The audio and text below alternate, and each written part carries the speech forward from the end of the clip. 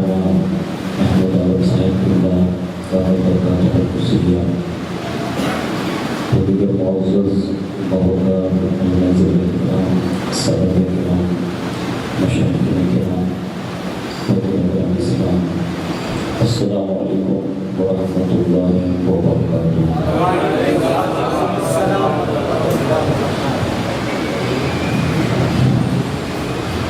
الحمد للہ رب العالمین والعاقبۃ للمتقین، والصلاة والسلام علی سید الانبیاء والمرسلین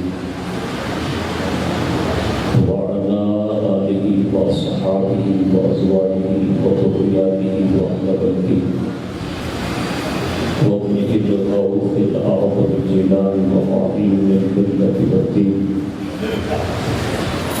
والشيخ الإسلام والمسلمين أعلى حضرة الإمام أحمد رضا وعلى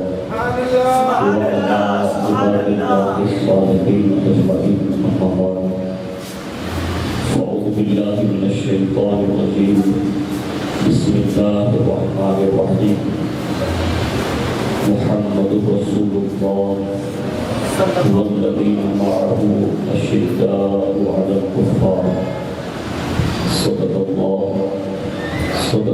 مولانا العظيم، وبلغنا رسوله النبي الأمين المختار الكريم، ونحن على ذلك من الشاهدين والشاكرين، والحمد لله رب العالمين۔ آئیے سب سے پہلے مذہب سنت والجماعت یعنی کہ مسلک اعلیٰ حضرت کریم رسول کے مطابق ہم سب کے آقا و مولا حضور صلی اللہ سیدنا محمد رسول اللہ صلی اللہ علیہ وآلہ وسلم کی خاطر قلوب میں عقیدت و محبت کے ساتھ درود و سلام کی نظر پیش کر لیں۔ اللہم صلی علی سیدنا مولانا محمد الکریم وعلی آلہ وصحبہ وسلم۔ الصلاة والسلام علیکہ یا رسول اللہ صلی اللہ علیہ وآلہ وسلم۔ نبی والا نبی پر ایک بار اور محبت سے جی لگا کرتے ہوئے شریف ہوئے۔ اللہ صلی اللہ علیہ وسلم سیدنا مولانا محمد وعلی آلہ وصحبہ وسلم۔ ایک بار اور محبت سے جی لگا کرتے ہوئے شریف پیش کرنا۔ اللہ صلی اللہ علیہ وسلم سیدنا مولانا محمد وعلى آلہ وصحبہ وسلم۔ صلاۃ والسلام علیکہ یا رسول اللہ صلی اللہ تعالیٰ علیہ وآلہ وسلم۔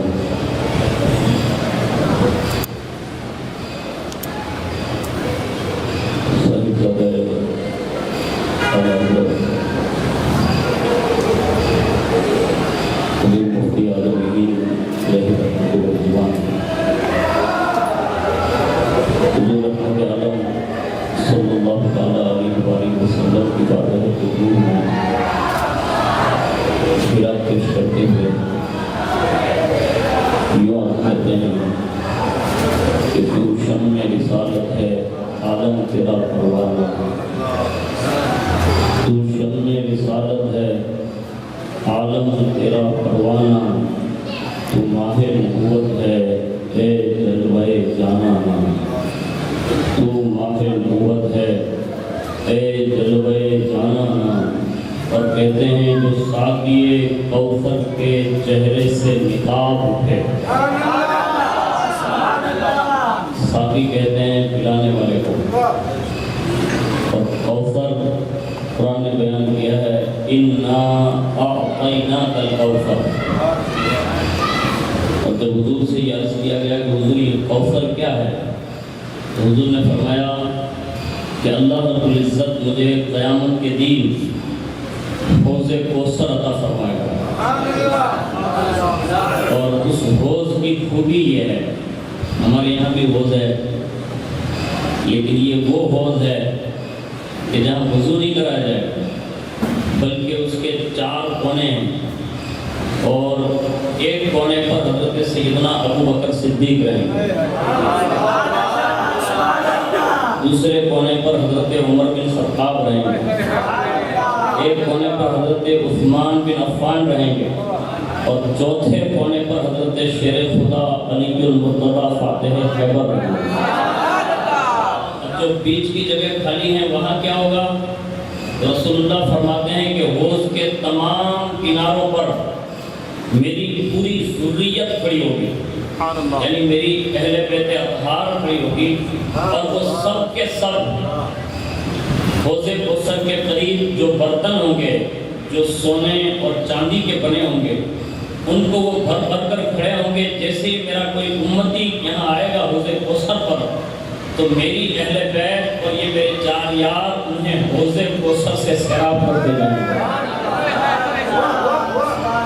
اور اس حوض کے اس پانی کی خصوصیت یہ ہے، ہمارے یہاں دنیا میں ایک سے ایک مشروبات ہیں جس کو ہم اپنی زبان میں کوکو کولا، پیپسی، تھمس اپ وغیرہ وغیرہ نام دیتے ہیں، اور آج تو روز ایک پروجیکٹ مطلب باہر پڑ رہا ہے اور نہ جانے کتنے مشروبات پڑ گئے۔ اب سب کا اپنا اپنا مزاج ہے، کوئی پیپسی پی کے اپنی ٹھنڈک بجھا لیتا ہے، پیاس بجھا لیتا ہے، کوئی کوکو کولا پی لیتا ہے، اور کم نصیب کچھ ایسے بھی ہے جو دیر میں جا کر معاذ اللہ شراب کی بوتلیں بھی پی لیتے ہیں، یہ ان کی کم نصیبی ہے۔ تو یہ خصوصیت اس حوض کی ہے کہ ہم چاہیں جتنا ادھر پئیں، پانی پئیں، ٹھنڈا پئیں، شربت پئیں، فالودہ پئیں، کائنات کا کوئی بھی آپ ٹھنڈا پی لیں، چند لمحے نہیں گزریں گے کہ آپ کے جسم کی انرجی جو ہے نا وہ اس کو جذب کر لے، یعنی پھر دوبارہ آپ کو پیاس لگنی ہی ہے۔ لیکن قربان جائیں رسول اللہ کے اس حوض کوثر کی شان پر کہ ایک بار جسے رسول اللہ کا بیٹا یا رسول اللہ کا صحابی پلا دے گا، 50,000 سال کا وہ دن ایک دن برابر ہوگا اس کے، لیکن اس ایک 50,000 دنوں کے برابر کے دن میں جو ایک بار پلے گا پھر دوبارہ اس سے پینے کی حاجت نہیں ہے۔ اور پلانے والے بھی کتنے بڑے لوگ ہیں، جہاں صدیق اکبر جیسی شخصیت کھڑی ہوگی آپ اندازہ لگا سکتے ہیں۔ ہم غریبوں کے یہاں اگر حضور سید سرکار اقبال کو تشریف لے آتے ہیں تو ہم مریدوں کے دل کھل جاتے ہیں کہ آج رسول اللہ کا ایک بیٹا ہمارے گھر تشریف لے آیا۔ ہمارے یہاں محبین رسول میں سے اگر علامہ محمود عالم صاحب جیسے علماء تشریف لے آئیں تو ہمارے دل کی کلیاں کھل جاتی ہے کہ اتنے بڑے خطیب اور امام ہمارے یہاں جلوہ فکر ہیں، بلا تشبیہ اور تمثیل کے۔ حوض کوثر پر پانی تو یہ دوسری خوشی ہے، لیکن وہاں رسول اللہ کے صاحبزادگان اور صحابہ کو دیکھ کر لوگوں کو اتنی خوشی ہوگی کہ ہم اس کا اندازہ نہیں لگا سکتے، اس لیے کہ وہاں جو جن کو پہچانتا ہوگا وہ اسی کو ملائے گا۔ پتہ یہ چلا یہ وہ نفوس قدسیہ ہیں کہ جن کا ذکر ہم زندگی میں بھی دیکھے کرتے رہے، انہیں دیکھنے کی حاجت نہیں ہوگی کہ یہ دل والا نوابت علی منوی دیر کا ہے، بس اس کا چہرہ ہی بتانے کا یہ مصطفیٰ کا رشید چلا اور اس کو قرآن اور حدیث میں بیان کیا ہے، اور یہ چیزیں دنیا میں بھی دکھ رہی ہے۔ اس کو یاد رکھ لیں، میں آپ کو قرآن کی آیت سے ثابت کر سکتا ہوں اس کو۔ جو رسول اللہ کا گستاخ ہوگا، بے ادب ہوگا، یا دنیا میں اگر وہ پاپی، فاسق یا مجرم رہا تو قیامت کے دن مجرموں کی پہچان کو رکھیے نا وہ دو چہروں کی وجہ سے رکھیے۔ جو صحیح ہوگا اس کا چہرہ چاند کی طرح چمکتا ہوگا، اور جو گستاخ ہوگا نا وہ اتنا کالا ہوگا کہ اس کی کالاش یعنی سیاہی دیکھ کے پہچان لیا جائے گا کہ یہ بے ادب ہے۔ اور آج دنیا میں بھی چلتے پھرتے لوگ مل جاتے ہیں جس کے چہروں سے پتہ چل جاتا ہے کہ یہ دیوبندی ہے۔ یہ حقیقت ہے، یہ کوئی وہ بات نہیں، یہ حقیقت سے ثابت ہے۔ لیکن قیامت کے دن بھی اللہ نے یہ نسخہ رکھا ہے۔ اور ایک بات پتے کی بتاؤں، ایک خوشی کی تقریب میں حاضر ہو، اگر حقیقی معنوں میں ایک دوست کے ساتھ خوشی میں شریک ہو اور حضور کی محفل میں حاضر ہو تو ایک کام چہرہ چمکانے کا حضور نے عطا فرمایا، وہ بات بتاؤں، کوشش کرنا۔ اس لیے کہ دنیا میں جو کریمیں نکلی ہے نا، یعنی اتنی حد تک اب کریم نکل آئی ہے، اور میک اپ کا تو مطلب وہ بھنڈار جس کو کہا جا سکتا ہے، یعنی جیسے ہمارے یہاں پترے بیچے جاتے ہیں ایسے یہ میک اپ بکتا ہے، اور بہت ساری पार्लर, क्या नाम है इसका, यही नाम है, इंग्लिश में आती है, इसके बाद थोड़ा ध्यान रखिए कि वो ब्यूटी पार्लर में मतलब वो जवान भी जा रहा है, औरतें भी जा रही हैं, और माँ तो औरतें इसको सीख भी रही है। और मुसलमानों के एक बहुत बड़े तबके को ये हो गया कि बस आप जो अपना कर्म देखा मैं ये दुनिया के पार्लर है, जिसमें थोड़ा बहुत रंग करके आदमी को थोड़ा उजला बताया जाता है और लगता है कि ये बड़ा हसीन है। मैं आपसे पूछता हूँ, सही से बताना कि ये मेकअप किया हुआ कितनी देर रहता है? 1 घंटा, 2 घंटा, ज्यादा से ज्यादा अगर कोई मजबूत किसी ने पॉलिश कर दी है तो आधा दिन, 1 दिन। और दिन में अगर वक्फा हुआ, यानी जैसे आप सोए, आपका मेकअप गाइड, ये कायनात के बनाए हुए नुस्खे हैं जो लोगों ने यहाँ बनाए कि चंद लम्हों के लिए हमारी स्क्रीन साफ रह सकती है, और जैसे आप सोए, सोने के साथ ही जैसे आप उठे तो आपका चेहरा वही है जो आपका पुराना है, उसमें कोई स्क्रीन साफ नहीं होती उठने के बाद। लेकिन हुजूर ने क़यामत के दिन इन स्क्रीनों को चमकते हुए रखने के लिए एक बेहतरीन नुस्खा अता फरमाया कि मेरा जो भी उम्मती 5 वक्त की नमाज में वुजू करता होगा तो फरमाया उसके तमाम आज़ा जो वुजू के हैं, जैसे चेहरा, हाथ, पैर, ये वुजू के पानी की वजह से चमकते होंगे। उस चमक पर मैं पहचान दूंगा कि ये मेरा उम्मती है। हुजूर ने ये फरमाया। हालांकि हुजूर को पहचानने में वुजू की जरूरत नहीं है, लेकिन हुजूर ये नुस्खा दे के गए हैं कि जब वुजू क़यामत के दिन इतनी रोशनी देगा तो दुनिया में कितनी रोशनी दे सकता है। लेकिन हम भूल गए ये नुस्खों को और हमने इसी को सब कुछ समझ लिया। अल्लाह के लिए कोशिश कीजिए कि अपनी आदत बनाएं। नमाज जो है ना उसको थोड़ा अपनी जिंदगी में लाएं, थोड़ा फैशन से निकलकर ईमानदारी की तरफ आएं, नेक अमाल की तरफ आएं। इसी में हमारी और आपकी सबकी भलाई है। तो मैं ये अर्ज कर रहा था कि हुजूर मुफ्ती आज़म हिंद अलैहिर्रहमान उस रोज़े कोसर के बारे में यूँ जिक्र करते हैं, उसकी शान बयान करते हुए कि जो साक़ी कौसर के चेहरे से नकाब उठे, सदियाँ हो गई, सदियाँ, मैं जो कह रहा हूँ उसको सदियाँ हो गई। आज भी अल्हम्दुलिल्लाह रसूलुल्लाह के जो बेटे हैं उनके आप चेहरे देखें, हुजूर का जो बेटा है उनके आप चेहरे देखें। ये बता रहा हूँ कि हर घर में आपको वो खूबसूरती और वो नूरानियत नजर आती है। मैं कहता हूँ जब 1450 साल के बाद रसूलुल्लाह के साहिबजादों के चेहरों की ये हालत है कि इतने खूबसूरत है। 1400 साल पहले जो रसूलुल्लाह के घर में पले बड़े हुए इमाम हसनैन करीमैन के चेहरों का और कल के बयान में अगर आप हाजिर रहे होंगे तो मेरे शेख की इजाज़त ने ये बात कही थी कि मौलाए कायनात के साहिबजादे हज़रत अली रज़ा रज़ी अल्लाह तआला का चेहरा इतना हसीन था कि चेहरे पर निकाब डाला और लोग तरसते थे कि वो कभी निकाब हटा। मैं कहता हूँ जब सालों के बाद मौलाए कायनात के साहिबजादे दर साहिबजादों में हज़रत इमाम अली रज़ा रज़ी अल्लाह तआला का चेहरा इतना हसीन है, तो मुझे बताओ रसूलुल्लाह का चेहरा कितना हसीन हो। ये हुजूर की शान है।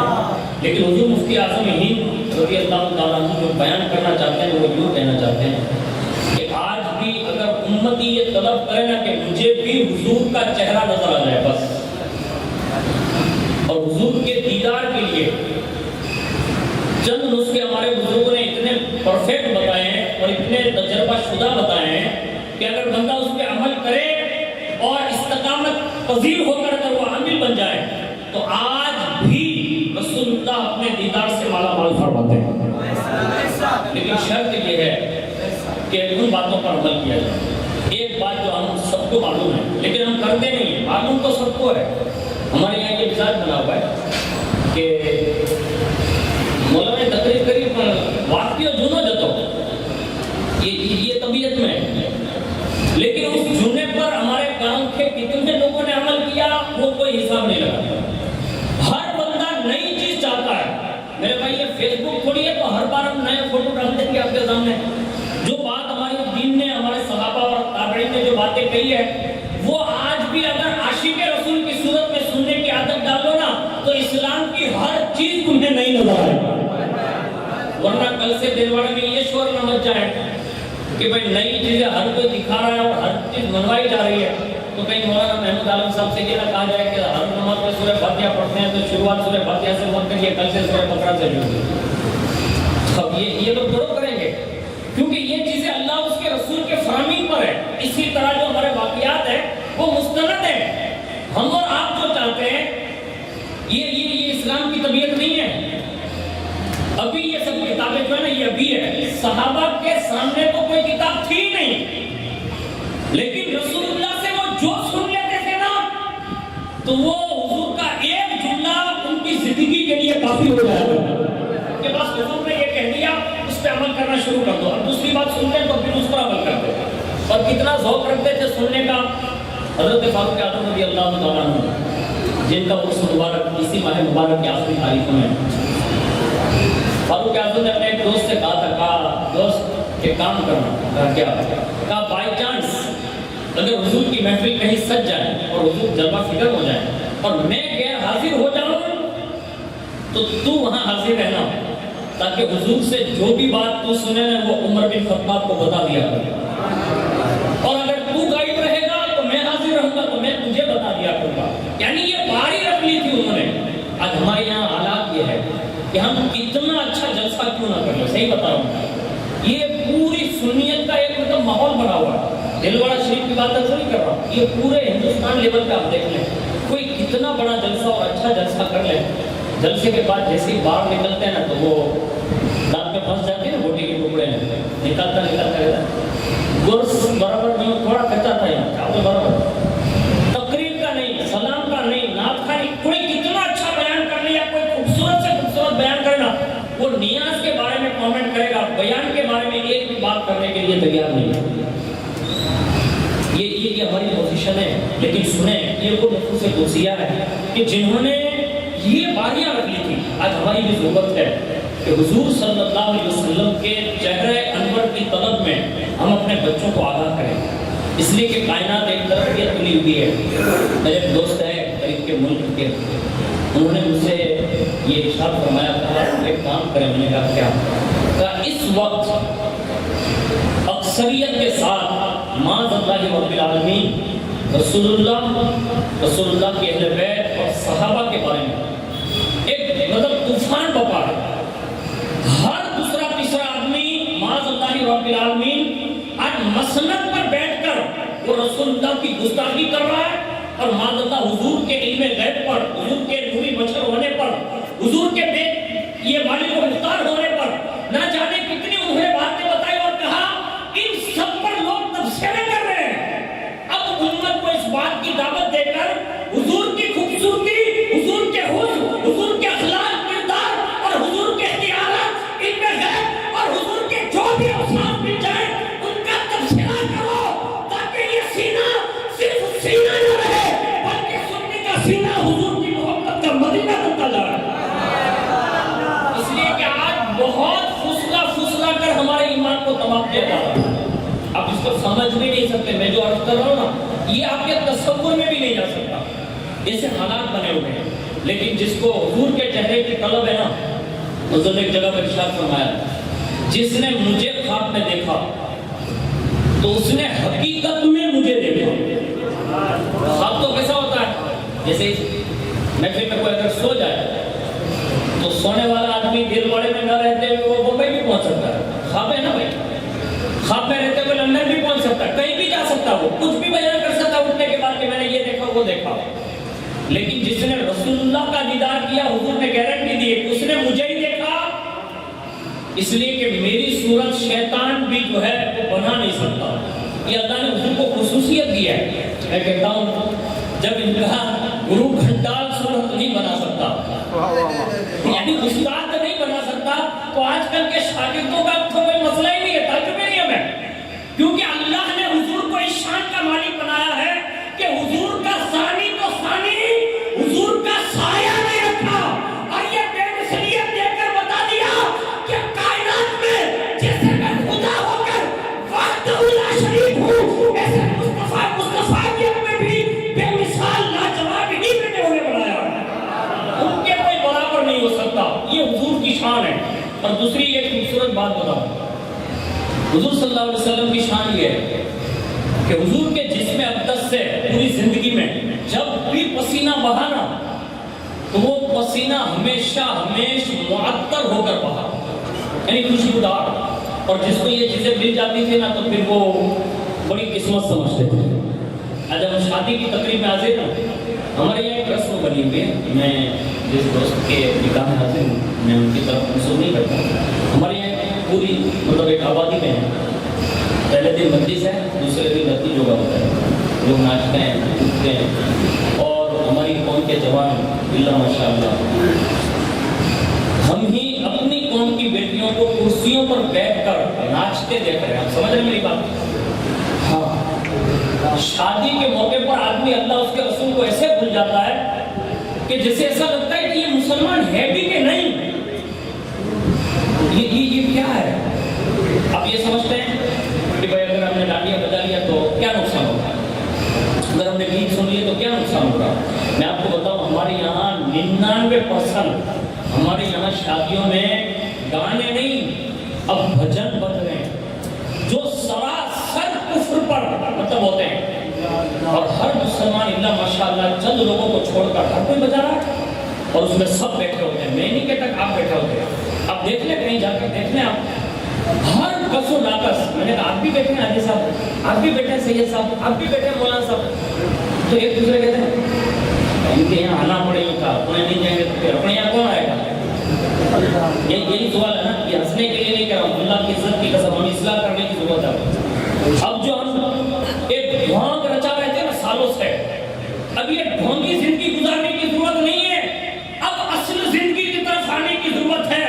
اس لیے کہ ہم تیل واڑے میں جو نہیں جانتے نا وہ منصوبے ہمارے خلاف بن چکے ہیں اور اس پر آج پوری مسلم آبادی اس پر یہ کام بھی کر رہی ہے جس کو ہمیں اور آپ کو سمجھ بھی نہیں ہے. آپ کو بتایا، آپ شاید دلوارا کا خالی وہ سروے کیجیے گا، میں آپ کو جو بتا رہا ہوں وہ دے کر جا رہا ہوں، آپ سروے کیجیے گا. آج ہمارے گھر میں ہماری قوم کی سینکڑوں بیٹیاں غیر مسلموں کے ساتھ بھاگنے کے لیے تیار ہو چکی ہے. مہاراشٹر کے رپورٹ کے مطابق 22,000 لڑکیوں نے کورٹ میں جا کر سائن کر دیے کہ وہ اسلام دھرم چھوڑ دیں گے، اس سے ہندو کی محبت میں. آج ہماری قوم کے سینکڑوں جوان ایسے ہیں جو ہندو لڑکیوں کے ساتھ معاذ اللہ رب العالمین افیہ کر کے معاذ اللہ اسے اپنی جان میں پھنسانے کی کوشش بھی کر رہے ہیں. اب کیا سوچ رہے ہیں؟ آنے والے وقتوں میں لوگوں نے یہ اعلان کر رکھا ہے کہ ہماری قوم کی جوان بیٹیوں کے پیٹ میں معاذ اللہ وہ کافروں کے بچے پلیں. کیا ہم بھائیوں کی غیرت گوارا کریں گی کہ کوئی ہماری بہن کی طرف نظر کر جائیں؟ آج ہماری غیرتیں ختم کر دی گئی ہے. کیوں؟ جب سگا باپ کرسی پر بیٹھ کر سبھی بیٹی کو ناشتہ دیکھے گا تو بتاؤ اس کی غیرت باقی رہے گی؟ نہیں. اب بیٹی جب کالا منہ کر کے کسی کے ساتھ بھاگ جائے گی نا تب باپ مارا مارا پھرتا اور کہتا کہ میری عزت بچا لو. میں نے کہا جب تم نے لچوایا تھا تب تیری عزت کہاں مر گئی تھی؟ آج یہی حال ہے ہمارا. شادیوں میں آپ دیکھ لیں اور اللہ کے لیے جہاں جہاں بھی شادیاں ان کو یہ باتیں پہنچا دو، گانا بجانا یہ دل میں نفاق پیدا کرے گا. ناچنے والوں سن لو دل کے کانوں سے، اگر تم ناچو گے تو یہ وہی دور ہے جس کے بارے میں حضور نے فرمایا ناچنے والوں کی اللہ شکلیں بدل دے گا. گانے سننے والے دل کے کانوں سے سن لو کہ جو گانے سنے گا اللہ اس سے بھی بندر یا سور کی شکل میں بنا دے گا. جو شراب پیے گا یا پلوائے گا یا جو اپنے دوستوں کی ہاں میں ہاں ملانے کے خاطر گناہ کرے گا. اب یہ سمجھ رہے ہیں کہ یہ دوست لوگ خوش ہو گئے، ہمارا کوئی کچھ نہیں بگاڑ سکتا، اب تو میں پوری زندگی عیش و عشرت کے ساتھ گزاروں گا. نہیں ہوگا. ہمارا صحیح معنوں میں اگر کوئی حقیقی معنوں میں ہمارا کوئی محبوب ہے اور ہم سے سب سے زیادہ، یہاں تک کہ ہماری ماں اور ہمارے باپ سے بھی زیادہ اگر کوئی ہم سے محبت کرتا ہے تو وہ ہمارا رب ہے جسے ہم اللہ کہتے ہیں. ہم گناہ کر کے کسی امام یا خطیب یا کسی پیر یا مولوی صاحب کی نافرمانی کر رہے ہیں، ہم اللہ کی نافرمانی کر رہے ہیں، ہم رسول اللہ کے فرامین کے خلاف جا رہے ہیں. یہ کسی مولوی صاحب کا فتویٰ نہیں ہے، یہ رسول اللہ کے فتوے ہیں جو حدیث کی صورت میں.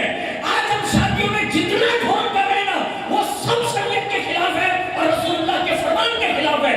اور اس کی سزا اگر دنیا میں ملی تو ملی، آپ یہ مت بھول جانا کہ بعد میں توبہ کر لیں گے ہو جائے گا، نہیں، کچھ گناہ نسلیں در نسلیں چلتی ہے، گناہ جو ہے نا وہ نسلیں در نسلیں چلتی ہے، اور یہ گناہ جو چلتے ہیں نا پھر وہ کبھی جاتے نہیں، اس لیے جوانوں جو شادی شدہ نہیں ہے وہ آج کی یہ نیت کرے کہ ہم زندگی گزاریں گے نا تو حضرت عثمان بن عفان کے نقش قدم پر، ہم زندگی گزاریں گے نا تو عمر بن خطاب کے نام کی زندگی پر، انہوں نے خود اپنے بیٹوں اور بیٹیوں کی جو شادیاں کی نا آپ اندازہ نہیں لگا سکتے، کائنات میں اس سے بڑی شادی اور کون ہو سکتی ہے کہ جس کے مثال نکاح میں رسول اللہ کی 2 بیٹیاں آئی ہو، اور کتنے بڑے مطلب حیادار ہیں۔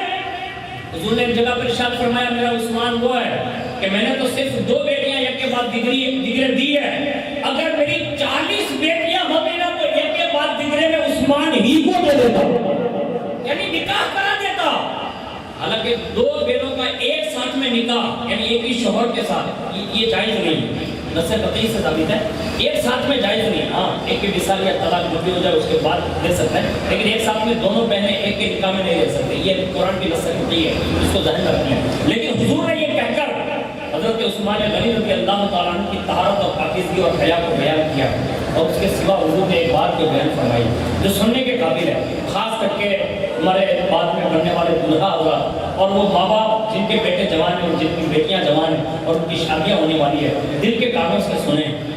حضور نے اپنے داماد کی فضیلت جو بیان کی حضرت عثمان بن عفان کی، ارشاد فرمایا جنت یقیناً حسین ہے، جنت یقیناً حسین ہے، لیکن جنت میں بھی اگر چمک جب پیدا ہوگی نا تو لوگ پوچھیں گے کہ یہ روشنی کیسی، تو حضور فرماتے ہیں وہ چمک جو جنت میں بھی پیدا ہوگی اور جنتی پوچھیں گے کہ یہ چمک کہاں سے آ گئی، جنت میں یہ ندا کر دی جائے گی، کہا یہ عثمان بن عفان کے چہرے کی چمک ہے، جس کی روشنی کی شعاعوں کی وجہ سے یہ جنت چمک رہی ہے۔ اب میں کہتا ہوں جس کا چہرہ جنت میں اتنا چمکے گا مجھے بتاؤ وہ دنیا میں کتنے حسین رہے ہوں گے۔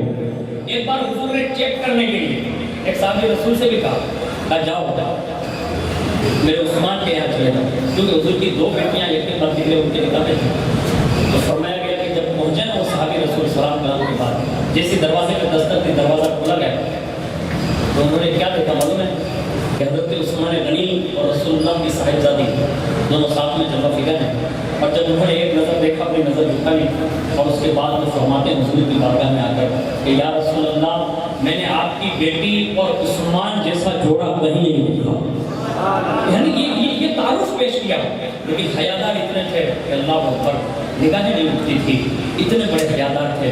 آج ہمیں بھی ان صحابہ کے نقش قدم پر چلنا ہوگا۔ ہاں ہمارے نعرے بہت ہو گئے، ہمارے جلسے بھی بہت ہو گئے، ہماری نیازیں بھی بہت ہو گئی، ہم نے بہت کچھ کر لیا جو کرنا تھا، اب وقت یہ ہے اب عمل کے میدان میں آپ قدم رکھیں، اب داڑیاں مڈانے کا وقت نہیں ہے، یہ ٹوپیاں اتار کر ہمیں بازاروں میں چلنے کی ضرورت نہیں ہے، اب یہ جو پینٹ شرٹ ہمیں انگریز نے پہنوا دیا نا اب یہ دور نہیں ہے، اب فیشن کا دور نہیں ہے، اب رسول اللہ اور اللہ کی طرف رجوع کرنے کا دور ہے۔ اگر ہم نے یہ نہیں کیا نا تو اب یہ تباہی جو آنے والی ہے نا، ابھی تک ہم 2 سال سے کورونا کو بھگت رہے ہیں، سمجھ رہے ہیں، ابھی قریب میں ایک طوفان بھگت لیا، ساتھ میں بھوکمپ بھی آیا ہے، پھر بھی ہماری آنکھیں نہیں کھلی۔ اب جو آنے والا مطلب طوفان ہوگا نا وہ بڑا تباہی کن ہوگا۔ اب آپ کہیں گے کیا اس کا بھی مطلب اعلان آ گیا یعنی پیشن کوئی آ گئی ہے؟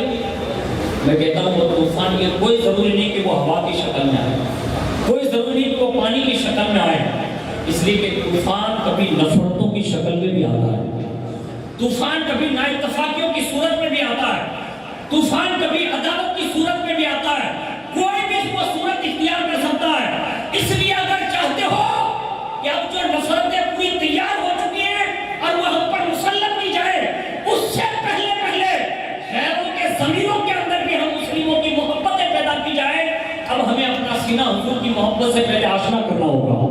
اگر ہم حضور کے نہیں ہو سکے تو پھر دنیا کی کوئی طاقت ہمیں اور آپ کو بچا نہیں سکتی۔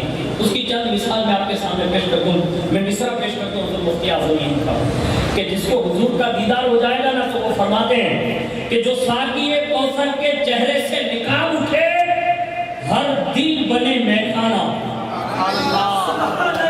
میخانہ کس کو بولتے ہیں معلوم ہے آپ کو؟ اب میں آپ کی ذاتی باتوں میں سمجھا سکتا ہوں کہ دین میں آپ اگر گیٹ کے تو جس میں بار لکھا ہوتا ہے وہی میں کھانا ہوتا ہے، جہاں یہ سب پیا جاتا ہے اسی کو میں کھانا بولتے ہیں، میں پینے کا گھر۔ اب یہ وہاں کا ہے، لیکن حضور مفتی اعظم ہی کہہ رہے ہیں کہ دل کو ہی میں کھانا بنا لے، یعنی یہ دل ہی تیرا پینے کی جگہ بن جانا چاہیے۔ کیا ایسا بھی ہو سکتا ہے؟ ارے دل کی شکل کیسے ہو تو آپ کو مجھے سمجھانے کی ضرورت نہیں ہے، اب تو ہمارے یہاں میسنجر میں وہ جو ٹائپ کرتے ہیں اس میں کچھ بھیجنا ہو، محبت کا اظہار کرنا ہو تو ہم دل وہی سامنے آتا ہے کہ بھیج مجھے، اور پھر وہ ایسے دھڑکتا ہے۔ مجھے یہ طور پہ تو آپ کو دل سمجھانے کی ضرورت نہیں ہے، لیکن یہ دھڑکنے والا دل بریلی کا عاشق رسول کہہ رہا ہے کہ وہ میں نہیں، میں کھانا بن سکتا ہے، یعنی وہ پینے کی جگہ خود بن سکتا ہے۔ میں نے کہا حضور ایسا بھی ہو سکتا ہے؟ تو کہا ابو بکر صدیق کو دیکھ لینا۔ حضرت عائشہ صدیقہ خود بیان کرتے کہ جب رات کو حضور کے در سے جب گھر واپس آتے تھے نا تو کبھی یہ کروٹ، کبھی یہ کروٹ، کبھی سیدھے، کبھی یہ کروٹ، کبھی یہ کروٹ۔ میں پوچھتی بابا نیند نہیں آتی؟ کہا حضور کی یاد بہت ستاتی ہے۔ کہا ابو ابھی آئے ہیں، حضور کو چھوڑ کے ابھی آئے ہیں؟ کہا یہ رات کی تنہائیوں میں اکیلے رہنا بھی ابو بکر کو برداشت نہیں ہوتا، یعنی حضور کے گھر سے اپنے گھر تک، یعنی اتنی دوری برداشت نہ تھی۔ کیوں؟ ان کا دل نہ تھا، بلکہ مصطفیٰ جان رحمت کے عشق کا میخانہ بن گیا تھا، اس لیے انہیں اپنے کھانے میں یعنی گھر میں مزہ نہیں آتا تھا، چین نہ ملتا تھا، وہ حضور کو دیکھنے کے لیے تڑپتے تھے۔ اللہ اکبر! اور اس دل کی کیفیت میں کیا بیان کریں، خود فاروق اعظم، اللہ اکبر، ان کا دل کیسا میخانہ تھا، ان کے دل کی میخانیت کا یہ عالم تھا کہ اسلام کی انٹری ان کی، میں خاص کر کے اپنے بھائیوں سے گزارش کروں گا جن کو اللہ نے بہنیں دی ہے، آپ میری توجہ سے بات سنیے گا، اور ان ماں باپ سے بھی گزارش کروں گا جن کو اللہ نے بیٹیاں دی ہیں اور جوان بیٹے بھی دیے ہیں، وہ بھی توجہ فرمائیں۔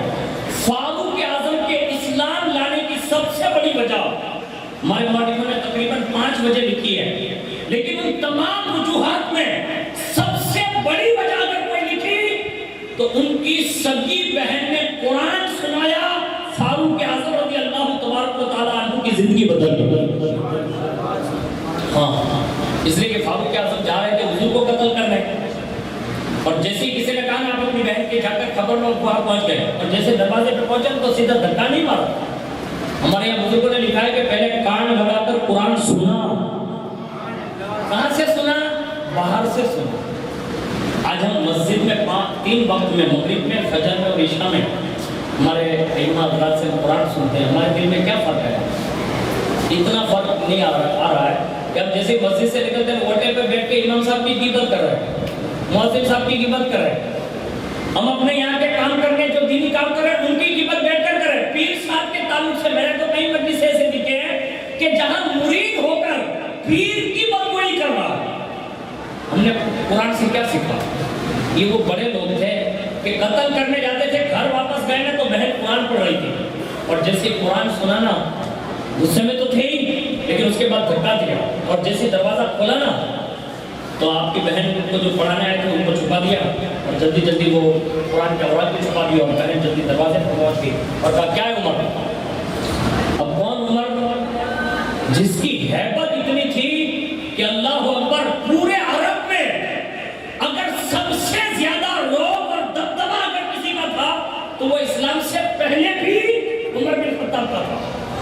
کوئی سامنے آنے کے لیے تیار نہیں تھا، لیکن جیسے ہی وہ اپنی بہن کے گھر میں گئے تو بہن نے کہا کیا عمر؟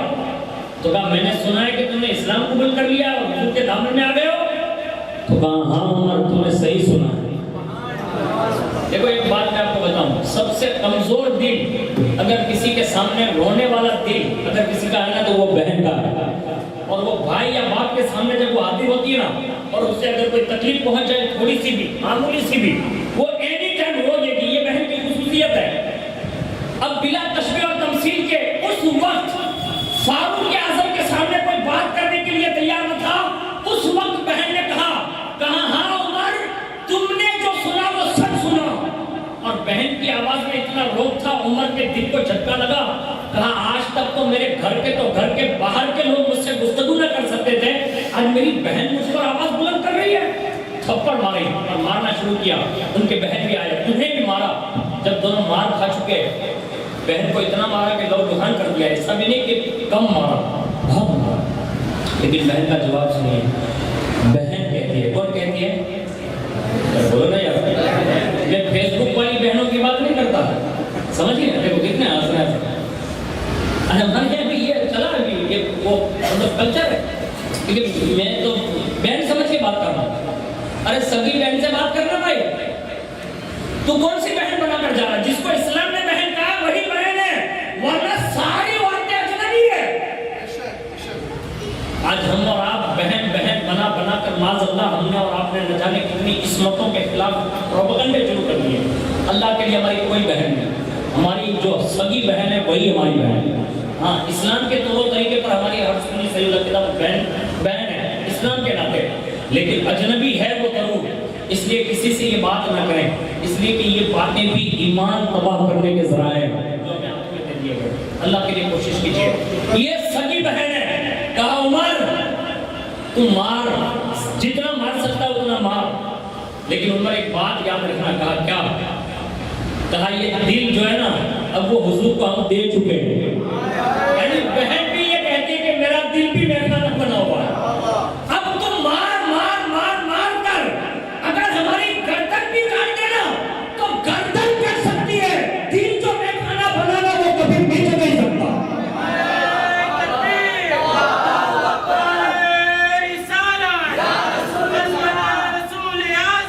اب جس بہن کا دل میں کھانا بن جاتا ہے نا تو پھر اسی وقت عمر بن خطاب کہتے ہیں کہ میری بہن کے جملے لرزہ بندام ہو کر میرے دل کو تاثیر دے رہے تھے, یعنی اثر کر رہے تھے. اور تھوڑی دیر کے بعد میں نے بہن کو مطلب سہمنے دیا اور اس کے بعد میں نے پوچھا میں ایک کام کر جو پڑھ رہی تھے وہ مجھے بتا دیں. تو کہا عمر یہ اللہ کا کلام ہے. ڈانڈیا لیوا موجود کرو پڑے جو کہ بولو نا یار ڈھول بگا ڈھولنا بولو نا بھائی. نہیں ڈانس کرنے میں نہیں, بے وضو آدمی ہے نا, لیکن اس کو بے وضو بھی وہ جائز ہے. یعنی ڈانس کرنا جس کو ڈانڈیا یہ بغیر وضو کے بھی جائز ہے. لیکن میں جو بات عرض کر رہا ہوں وہ ہمارے ہاتھوں سے نکل گیا. ابھی ہمارے پاس موبائل رہ گیا, یہ دیکھ رہے نا یہ موبائل رہ گیا. اب بڑی مشکل سے میں اپنی بات بتا رہا ہوں, آپ کو نہیں بتا رہا ہوں, بڑی مشکل سے 24 گھنٹے میں شاید ہم لوگ 4 سورتیں قرآن کی پڑھ پاتے ہیں. میں جو کہہ رہا ہوں میری بات کر رہا ہوں, بڑی مشکل سے. رات جب ہوتی ہے تو سورہ واقعہ, سورہ مزمل, سورہ رحمان اور سورہ ملک, یعنی مغرب کے بعد 2 عشاء کے بعد 2, یہ 2 سورتیں پڑھ پاتے ہیں. اب آپ کتنی پڑھتے ہیں وہ میں نہیں جانتا, ہو سکتا آپ 10 مجھ سے زیادہ بھی پڑھتے ہیں. لیکن یہ قرآن جو ہم روزانہ اگر ایک سورت بھی پڑھتے ہیں نا تو حضور نے قرآن کی یہ فضیلت بیان کی ہے کہ اگر کوئی میرا امتی صرف سورہ عصر ہی پڑھے نا تو وہ صرف ایک دن اور رات کے لیے نہیں بلکہ روزانہ کے لیے اگر وہ اس کا عادی بن جائے تو سورہ عصر میری ساری امت کے لیے کافی ہو سکتی ہے. لیکن سورہ عصر بھی تو پڑھے, سورہ عصر قرآن میں جا کے دیکھ لینا آپ کتنی بڑی سورت ہے. اب مولانا محمود عالم صاحب سے پوچھے گا نا تو سب سے چھوٹی سورت کا نام لے رہا ہوں آپ کے سامنے, یعنی سورہ کوثر, سورہ اخلاص اور سورہ عصر, یہ تینوں سیم ہیں. صحیح سے بتانا 3 مرتبہ قل اللہ بھی ہم 3 گھر میں پڑھ پاتے ہیں نہیں پڑھ پاتے. اب بھائی نہیں پڑھ پاتا تو بہن پڑھ پاتی ہے تو درجہ اولا نہیں ہوگا. لیکن کوشش کیجئے, اللہ اگر توفیق دینا ہے 2 وقت استعمال کیجئے. کہ صبح میں جب جلدی اٹھیں اگر فجر میں تو سونے پہ سہاگا ہے اور آپ کی قسمت کی معراج ہے. لیکن بائی چانس آپ جب بھی اٹھے نا تو خالی منہ نہ دھوئیں, اب وضو کریں. بھلے آپ کو ناشتہ ہی کرنا ہے لیکن وضو کریں. کبھی یہ وضو بھی تڑپ پیدا کر دے گا اب فجر میں تو نہیں پہنچ پایا, لاؤ میں یہیں 4 رکعت قضا پڑھ لیتا ہوں. یعنی وضو میں یہ طاقت ہے. اور اس کے بعد گھر میں ہر گھر میں قرآن ہوتا ہے, کوئی گھر ایسا نہیں جس میں قرآن نہیں ہے. بس اس کو اتارو, اگر پڑھنا آتا ہے تو پڑھیں اور نہیں آتا ہے تو سیکھنے کی کوشش کریں. اگر نہیں بھی آتا ہے تو اس کو کم از کم قرآن کو دیکھنا شروع کریں. ایک بزرگ فرماتے ہیں کہ جو کہ قرآن کو صرف دیکھتا رہے گا دیکھتا رہے گا دیکھتا رہے گا, ایک دن وہ آئے گا کہ حضور کا چہرہ بھی دیکھنا نصیب ہوگا.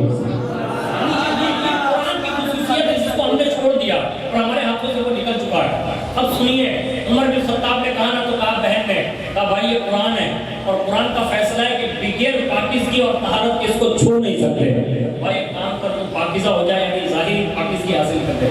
فوراً کیا اس کے بعد قرآن کے جو ورد تھے نا وہ پیش کر دیے، اور جیسے سامنے پیش کیا نا تو حضرت عمر بن خطاب نے سورہ طٰہٰ پڑھی۔ سورہ طٰہٰ کیا پڑھی؟ چند آیتیں ابھی نہ پڑھی تھی کہ عمر بن خطاب جیسے دلیر بندے کے آنکھوں میں سے آنسو نکل رہے، یعنی قرآن کی چند آیتوں نے بھی عمر کے دل کو میخانہ بنا دیا۔ آپ نے کبھی محسوس کیا ہوگا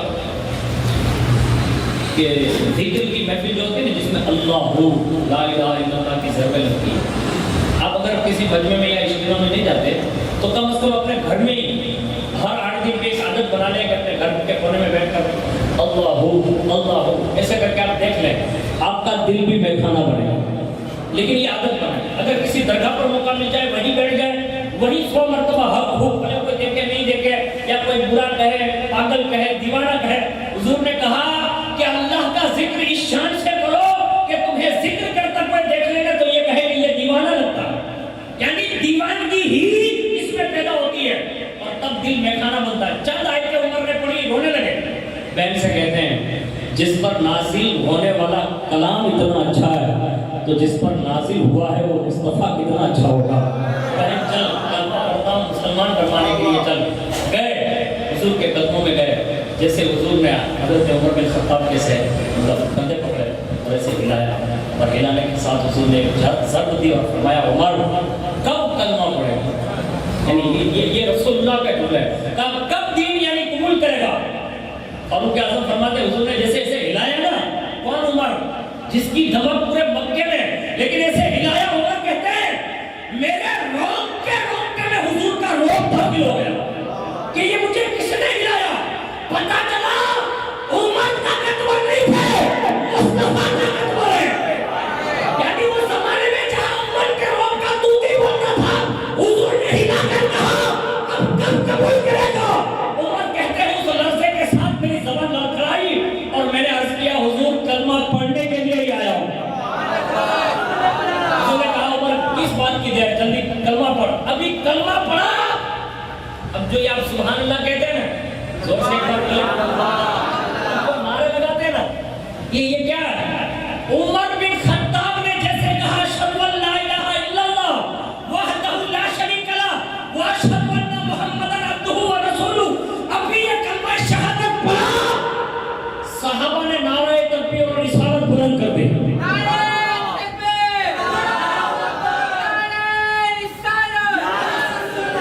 اور جیسے نعرے بلند ہوئے، بس ابھی یہ تو صحابہ کا جوش تھا، لیکن یہ نعروں کی آواز جو حضرت ارقم کے گھر میں تھی، حرم میں بیٹھے ہوئے کافر، کہاں؟ حرم میں بیٹھے ہوئے کافر، وہ کہتے ہیں یہ آواز بتا رہی ہے عمر نے قبول کر لیا۔ یہ کفار کے جملے ہیں کہ ایسا لگتا ہے عمر نے اب یہ اسلام قبول کر لیا۔ کہا کیسے؟ کہا یہ جو آواز ہے نا وہ فضا بتا رہی ہے کہ یہ عمر کی طاقت بتا رہی ہے۔ یعنی پہلے زور سے بولا بھی نہیں جاتا تھا۔ آج ہماری اذانوں پر کبھی کبھی پابندی لگتی ہے، کبھی موڑ ایسا آتا ہے، آپ نے سنا ہوگا کبھی اذانوں پر پابندی، ہماری مجلسوں پر پابندی، پروگرامات پر پابندی، بہت ساری چیزوں پر۔ آخر ایسا کیوں ہوتا ہے؟ کبھی کبھی ہم نے وہ ضربیں بند کر دی ہوتی ہے نا، اس لیے ہمارا دل میخانہ نہیں رہتا، سمجھ رہے نا؟ اب وہ میخانے سے کچھ اور ہو جاتا ہے، اس لیے یہ سب پابندی آتی ہے۔ اور جس کے دل میخانہ ہوتے ہیں نا تو پھر جہاں پہرے لگے ہوتے ہیں نا پھر بھی آواز دے سکتے ہیں۔ آپ کہیں گے وہ کیسے ہوگا؟ وہ بھی میں آپ کو بتا دوں کہ آپ نے نہیں سنا، ہندوستان میں غریب نواز کی آمد سے پہلے مہاراجہ راجہ جو 150 کے قریب تھے سب جمع ہوئے، اور اس میں جو پرتھوی راج تھا نا اس کی ماں، سگی ماں، یہ بہت بڑی کاہنہ تھی، اور اس نے غریب نواز کی آمد کی خبر دیتے ہوئے کہا تھا بیٹا سب سے لڑنا معین الدین حسن سے نہ لڑنا۔ آئے نہیں ہے، ابھی ہندوستان انٹری نہیں ہے، آنے والے ہیں۔ یعنی اگر تم سچے میخانے والے بن جاؤ نا، تمہارے دل عشق رسول کے میخانے بن جائیں، تو کہیں جانے کی خبر اگر بھی جائے نا کہ فلاں آنے والا ہے تو وہاں کے لوگ یہ کہیں گے کہ یہ آ رہا ہے، یہ بھنک لگ جاتی ہے۔ کبھی کبھی کچھ دوست لوگ بھی مجھے کہتے ہیں برکت دیتا تمہارا پروگرام رکھو بہت بھاری ہوگا، میں تو کیا منع ہے، بڑی پابندیاں ہیں۔ یہ دیو جو آپ کے قریب ہے نا، وہاں میرے اوپر بینڈ ہے، میں وہاں تقریر نہیں کر سکتا۔ اقبال بابو جانتے ہیں میں جمعہ مسجد میں تقریباً بدنامی بھی نہیں کر سکتا، یہ بیٹا ہے، کیونکہ آج سب کو میٹھی میٹھی باتیں سننے کی عادت ہے، اور اپنے کام میں تھی آدمی گرمی ہی گھوٹ پلا دیتے ہیں اور اسی میں شفا ہے۔ اللہ کے لیے تکبر کے لیے نہیں کہہ رہا ہوں، لیکن حقیقت یہی ہے، اور یہی بات فاروق اعظم کے دین کی اسلام قبول کرنے پر جو ہیبت طاری ہوئی کافروں پر، اور انہوں نے ایک آہ بھرتے ہوئے جملہ کہا تھا کہ آج کفر کی کمر ٹوٹ گئی ہے، یعنی کفر گیا اب وَقُلْ جَاءَ الْحَقُّ وَزَهَقَ الْبَاطِلُ إِنَّ الْبَاطِلَ كَانَ زَهُوقًا كَزَهُوقًا۔ اور حقیقت یہی ہوا۔ عمر بن خطاب نے حضور سے کہا حضور نماز اب چھپ کر نہیں ہوگی، کہا حرم میں سر عام ہوگی۔ اور جب وہ صفیں آئی نا، ایک طرف صف کے اس کنارے پر رسول اللہ کے سگے چہیتے چچا حضرت امیر حمزہ آ گئے ایک صف میں، اور دوسرے صف کے کنارے پر عمر بن خطاب ہے، اور بیچ میں رسول اللہ ہے۔ اب وہ منظر آپ خالی تصور میں لائیں، وہ جب حرم میں یہ صف بن کر آئے ہوں گے نا، اب میں یہ نہیں کہہ سکتا مولانا محمود عالم صاحب کی توجہ چاہتے ہوئے، سید صاحب کی توجہ چاہتے ہوئے، کہ عمر کے اسلام قبول کرنے کے بعد حرم تک اگر سب سے پہلا جلوس حضور کی میت میں کوئی پہنچا تھا نا، تو یہی عمر کے اسلام قبول کرنے کے بعد پہنچا تھا۔ یعنی سب مل کر کیسے گئے بھائی عمر کے آنے کے بعد؟ اب جب یہ آئے، اب کافر نے جب عمر بن خطاب کو ایک صف میں حضرت امیر حمزہ کو دیکھا نا، تو ان کی جتنی بھی دھونسیں بڑی بڑی تھی نا، وہ وہیں مر گئی، اور جب چھٹکنے لگا کہا ہلو، کہا کیوں؟ اب یہ دو شیر مل کر آ رہے ہیں، ایک طرف سید الشہداء، ایک طرف عمر بن خطاب ہے، اب ہماری خیر نہیں ہے، یعنی رسول اللہ کے دامن میں آنے والوں کو اللہ وہ روک دے دیتا تھا کہ پھر ان کو دیکھ دیکھ کر یہ گیدڑ بھاگتے نظر آتے تھے۔ دل والے کے سنی تم بھی ایسا بن جانا تھوڑا یار، کہ یہ جو گیدڑ گھوم رہے ہیں نا، وہ ایک لمحے میں بھاگ جانے چاہیے، اور یہ ہو سکتا ہے، لیکن تجھے تھوڑا ایسا بننا پڑے گا، اس لیے کہ تیرا کردار صدیقی ہو، تیرا جذبہ فاروقی ہو، تیرا جیب اگر عثمانی ہو، اور تیرا فقر اور درویشی اگر مرتضوی ہو، اور سینے میں عشق مصطفیٰ ہو، تو تیرے قدموں کی آہٹ سن کر ہر گستاخ رسول تجھ سے ضرور نظر آئے۔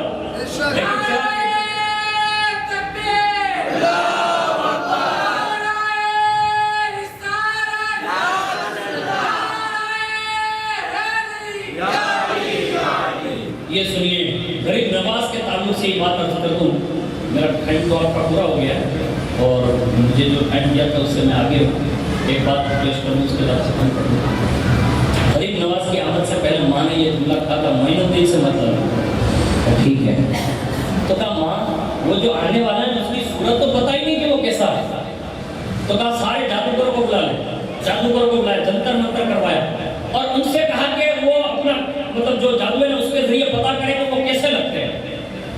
قربان جائیں کہ ہمارے بزرگوں کی آمد سے پہلے ان کے چہرے بھی ان کے دلوں میں ڈال دیے جاتے تھے کہ وہ ایسا ہے۔ اب میں جو حضور کا چہرہ بیان کر رہا ہوں نا، اب یہ غریب نواز کی بات آ گئی تو کہہ رہا ہوں کہ وہ عطائے رسول بن کر آ رہے ہیں، اس سے پہلے ان کے چہرے کے بننے کے آثار، یعنی وہ زمانے میں کیمرے نہیں تھے، پتھروں میں پینٹنگ ہوتی تھی، یعنی حیت ایسی ہوگی، پیشانی اتنی لمبی ہوگی، کان ایسا ہوں گے، چہرہ ایسا ہوگا، وہ بن رہا تھا۔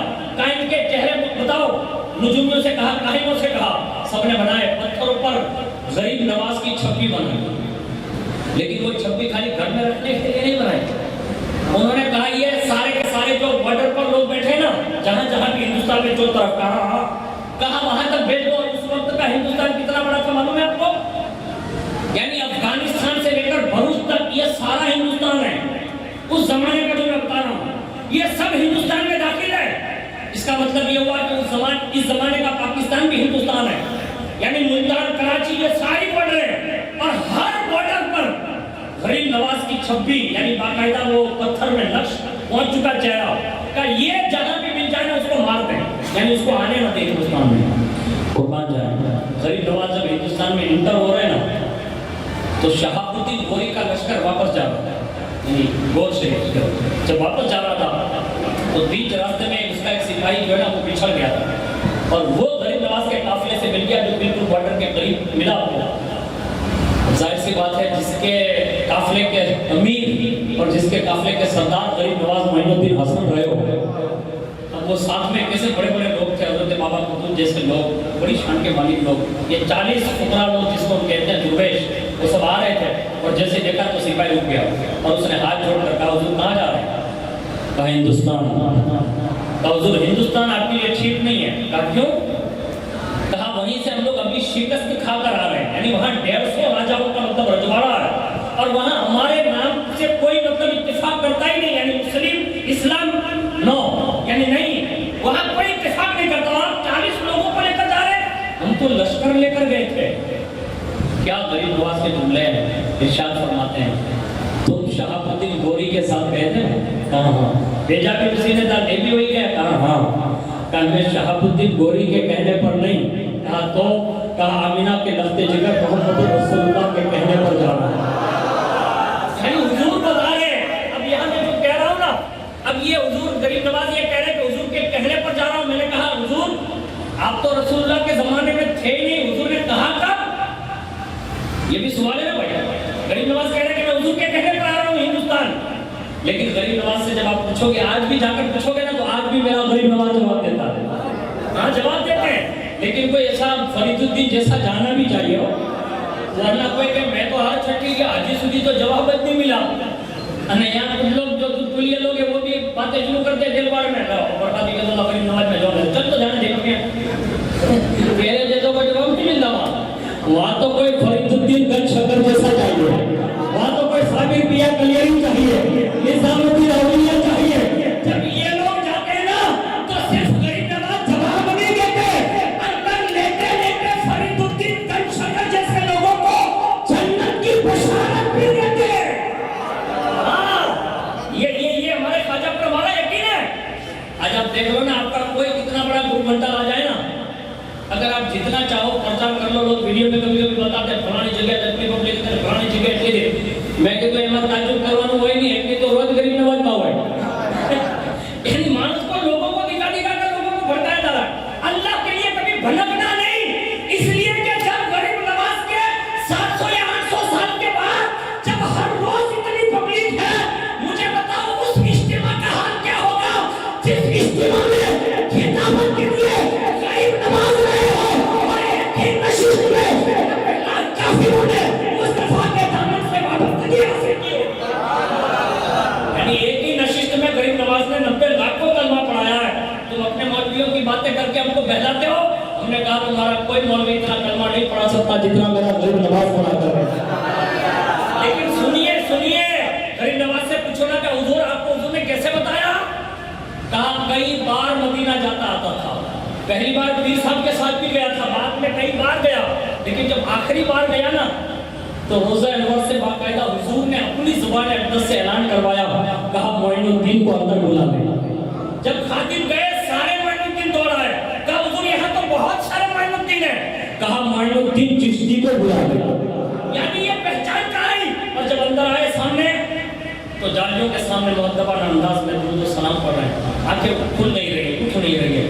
اندر سے آواز آئی، معین گھر کے لوگ بھی کہیں گھر سے باہر کھڑے رہتے ہیں، اندر کیوں نہیں آتا؟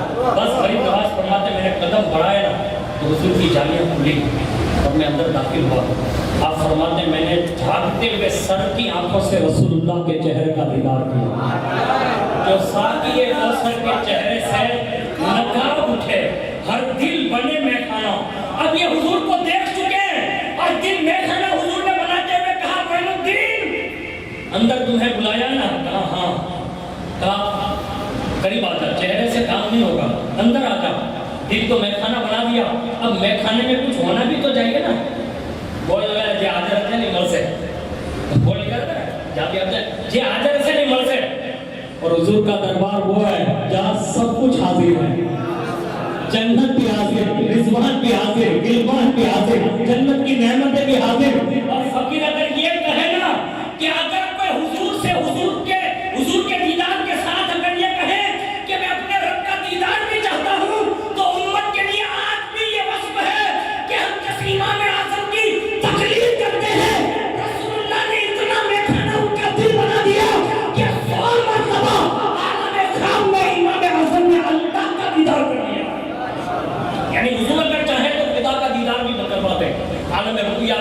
اب یہاں تو جانتے ہوئے کہا معین الدین سینے سے لگ جاؤ، سینے لگایا، اور اس کے بعد حضور نے ایک پھل نکالا اور فرمایا معین الدین اس میں آپ دیکھیں۔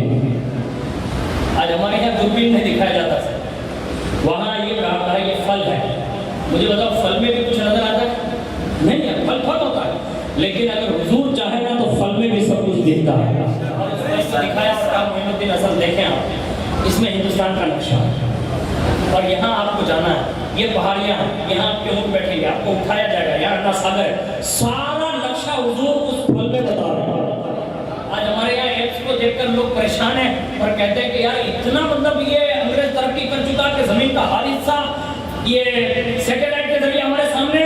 ہم نے کہا ان کو مشینوں کی ضرورت ہے، مصطفیٰ کو مشین کی بھی ضرورت نہیں ہے۔ اس زمانے میں صدیوں کے بعد مزار میں بلا کر اپنے بیٹے معین الدین حسن کو مدینے میں رہ کر ہندوستان میں رکھتا ہے، راجستھان، اور راجستھان میں بھی وہ جگہ جہاں غریب نواز آرام فرما ہے، اللہ کی عزت کی قسم سارے نقوش بیان کیے اور فرمایا بیٹا یہاں تجھے جانا ہے اور وہیں سے نعرہ رسالت اور نعرہ تکبیر بلند کرنا ہے۔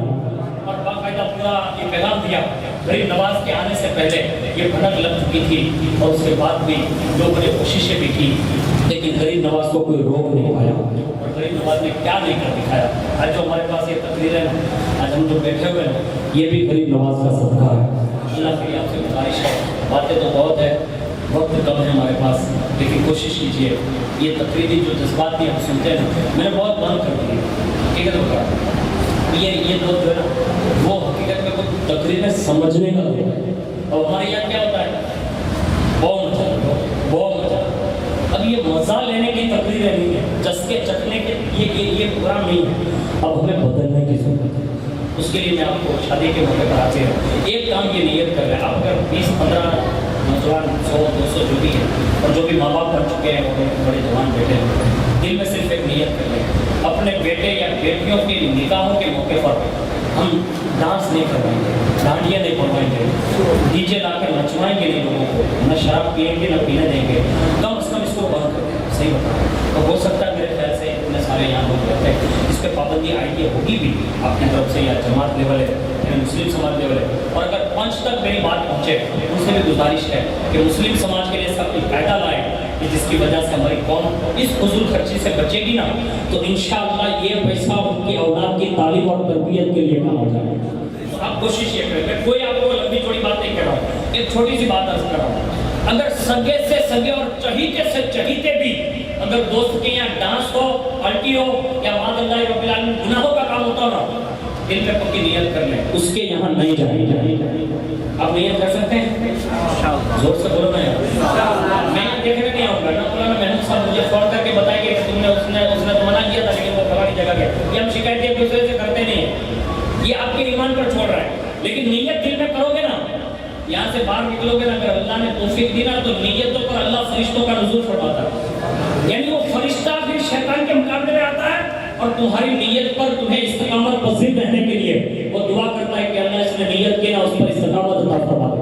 اب صرف اتنی نیت کر لیں، میں کہتا ہوں کہ اگر 10 جوان نے بھی یہ نیت کر لی نا کہ کوئی کتنا رشتہ دار قریب کا کیوں نہ، اگر وہ جائے ناجائز کام کروا رہا ہے، نچوا رہا ہے، گانے بجوا رہا ہے، ہم اس کے نہیں جائیں گے، اور اگر نہیں گیا نا لوگ ضرور کچھ نہ کچھ کہیں گے، لیکن مدینے کے سلطان ضرور تمہیں دعائیں دیں گے۔ صرف اتنی نیت کریں، نہ بجائیں گے نہ بجانے دیں گے۔ اللہ تعالیٰ مجھے آپ کو سب کو کہنے سننے سے زیادہ عمل کی توفیق عطا فرمائے۔ وعلینا